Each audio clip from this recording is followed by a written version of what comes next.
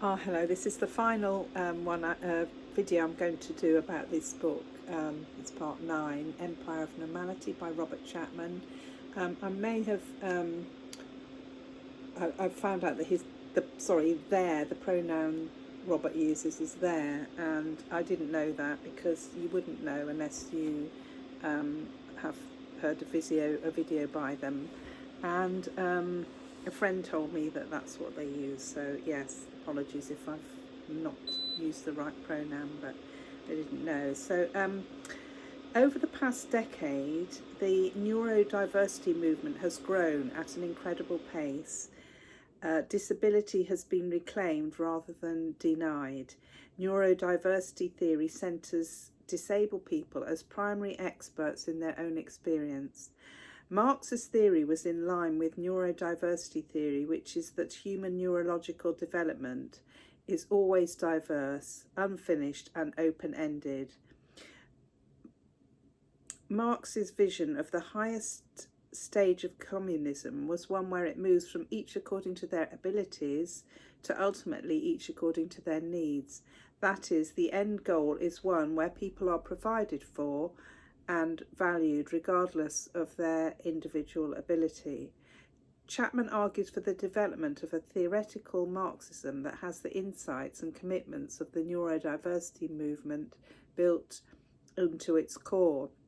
A neurodivergent communism would be one where we live and work together in a shared ecology without discriminating against individuals for being divergent or unproductive. There has been emergence of neurodivergent-led groups forming to change, to change their own workplaces.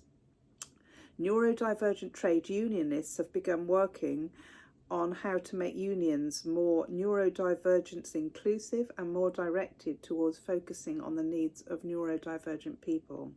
It may be that unions can incorporate more mechanisms to support members of the surplus who are only sporadically employed to withhold labour. Alternatively, it may be that a universal basic income gives members of surplus who have never worked more economic power, the power to withhold as consumers, but also to organise direct action, regardless of whether they can withhold labour. Universal basic income is something what's sometimes called unconditional income, and it's long been a Green Party policy, but it's something I've always supported because I think people should get an income regardless of, it shouldn't be linked to work, because I think everybody does something. They do voluntary work, they do creative work, they're doing education, which is work, they're caring for somebody, they might be parenting. So and I think then you get paid on top of that for other sorts of work, but I think people should have their needs met, their basic needs their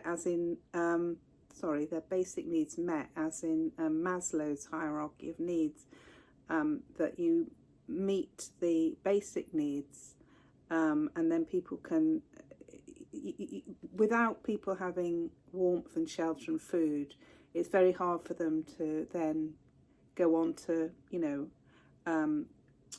reaching the top of the hierarchy of needs, which is self-actualization in Maslow's terms. Some of you may be familiar with Maslow, but so Robert Chapman said, we need to avoid the Sassian and bourgeois critical psychiatry shift to disability denial and Hayekian moralism. We need to abolish coercion and harm while steadfastly protecting recognition of disability or illness alongside the needs for housing, resources, support and services. Scientific research needs to build on a neurodiversity paradigm with new methods for measurement and analysis, neurodivergent perspectives and the use of social and ecological models of functioning. The science will need to be led by and for neurodivergence, which is for breaking the pathology paradigm. In the past few years, neurodiversity theory has increasingly been adopted and adapted across much of the world, from Chile to Kenya. Global capitalism produces similar forms of debility, disability and illness everywhere.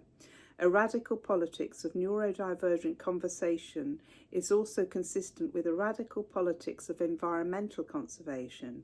It has been the same logics, the same system that has ravaged the biodiversity of the planet that has sought to eliminate the neurological diversity of humanity.